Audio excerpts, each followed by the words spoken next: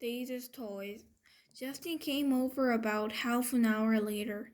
He gave me a big hug and said, "Sorry, Augie." We all sat down in the living room, not saying anything. For some reason, Via and I had taken all of Daisy's toys from around the house and had put them in a little pile on the coffee table. Now we just stared at the pile. She really is the greatest dog in the world, said Via. "I know," said Justin, rubbing Via's back. "She just started whimpering. Like all of a sudden," I said. Via nodded. "Like 2 seconds after you left the table," she said.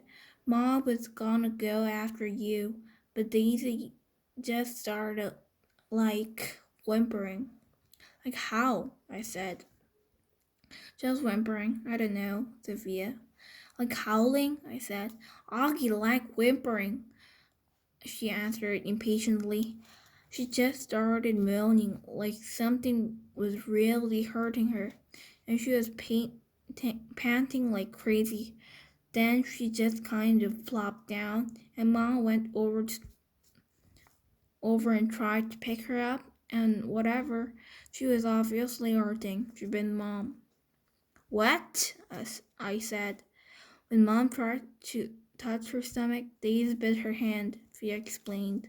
"Daisy never bites anybody," I answered. "She wasn't herself," said Justin. "She was obviously in pain." "Daddy was right," said Via. "We shouldn't have let her get this bad." "What do you mean?" I said. "He knew she was sick." "Augie, Mom's taken her to the vet 3 times in the last 2 months. She's been throwing up left and right. Haven't you noticed?" "But I didn't know she was sick." Via didn't say anything, but she put her arm around my shoulders and pulled me closer to her. I started to cry again. "I'm sorry, Augie," she said softly. "I'm really sorry about everything, okay? Forgive me. You know how much I love you, right?" I nodded. Somehow that fight didn't matter much now. "Was Mommy bleeding?" I asked. "It was just a nip," said Via. "Right there." She pointed to the bottom of her thumb to show me exactly where Daisy had bitten Mom.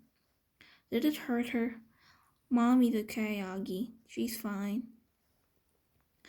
Mom and Dad came home 2 hours later.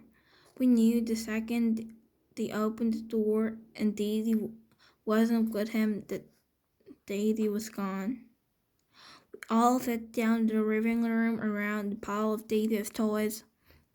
Dad told us what happened at the animal hospital, how the vet took Daisy for some x-rays and blood tests and came back and told them she had a huge mass in her stomach.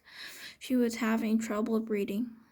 Mom and Dad didn't want her to suffer, so Daddy picked her up in his arms like he always liked to do, with her legs straight up in the air, and he and Mom kissed her goodbye over and over again and whispered to her while the vet put a needle into her leg. And then, after about a minute, she died in Daddy's arms. It was so peaceful, Daddy said. She wasn't in any pain at all, like she was just gone to sleep. A couple of times while he talked, Dad's voice got trembly and he cleared his throat. I never seen Daddy cry before, but I saw him cry tonight. I had gone into Mom and Dad's bedroom looking for Mom to put me to bed, but saw Dad sitting on the edge of the bed, taking off his socks. His back was to the door, so he didn't know I was there.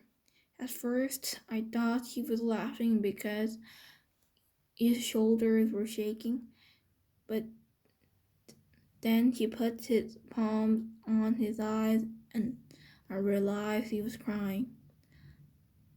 It was the quietest crying I've never heard, like a whisper. I was gonna go over to him, but then I thought maybe he was whisper crying because he didn't want me or everyone else to hear him. So I walked out and went to Via's room, and I saw Mom lying next to Via in bed, and Mom was whispering to Via, who was crying. So I went to my bed and put my pajamas without anyone telling me to and put the night light on and turned the light off and crawled into little mountain of stuffed animals I had left on my bed earlier. It felt like that all had happened a million years ago. I took my hearing aids off and put them on the night table and put the covers up to my ears and imagined that Daisy snuggling with me, her big wet tongue licking my face all over like it was her favorite face in the world. And that's how I fell asleep.